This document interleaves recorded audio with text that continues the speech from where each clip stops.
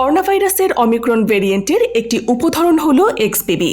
এটি মূলত দুটি অমিক্রন সাব ভেরিয়েন্টের সংমিশ্রণে তৈরি BA.2.10.1 এবং BA.2.75। এক্সপিভি প্রথম শনাক্ত হয় 2022 সালের মাঝামাঝি সময়ে। তারপর তা বিশ্বজুড়ে ধীরে ধীরে বিস্তার লাভ করে। এক্সপিভির বৈশিষ্ট্য: এটি উচ্চমাত্রায় সংক্রামক।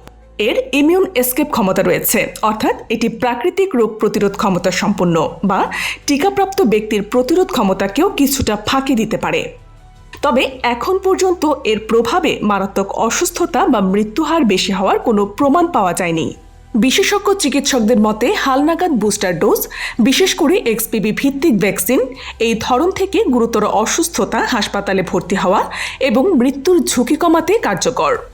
যদিও সংক্রমণ পুরোপুরি ঠেকানো সম্ভব না, তবে টিকা গুরুতর জটিলতা রোধে কার্যকর ভূমিকা রাখে।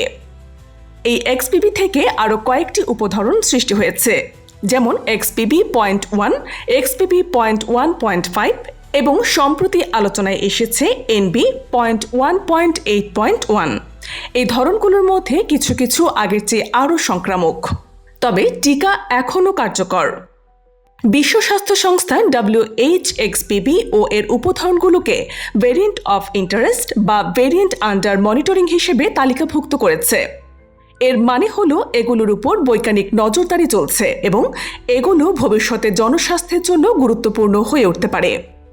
প্রসঙ্গত, সম্প্রতি পার্শ্ববর্তী ভারতসহ কয়েকটি দেশে করোনা ভাইরাসের নতুন ধরনের সংক্রমণ বেড়ে গেছে। গত বৃহস্পতিবার দেশে করোনায় একজনের মৃত্যু হয়েছে। যদিও পরিস্থিতি এখনও আশঙ্কাজনক নয়, তবে দেশে এই রোগের প্রকোপ বাড়ছে। ICDD-RBর গবেষকরা করোনার নতুন একটি ধরন XFG শনাক্তের কথা বলছে। এর পাশাপাশি XFC ধরনটিও পাওয়া গেছে। এই দুটোই করোনার শক্তিশালী ধরন অমিক্রনের JN.1 ভেরিয়েন্টের উপধরন।